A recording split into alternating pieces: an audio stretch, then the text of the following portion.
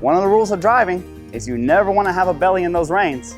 Okay, long lining is a bit different than driving, but still, whenever you approach, you want to make sure you're gathering up those reins. Good boy. But you can imagine, getting this horse prepped for the saddle, what better way? We're using the bit that we plan on using, just a colt starting full cheek snaffle, very soft in the mouth.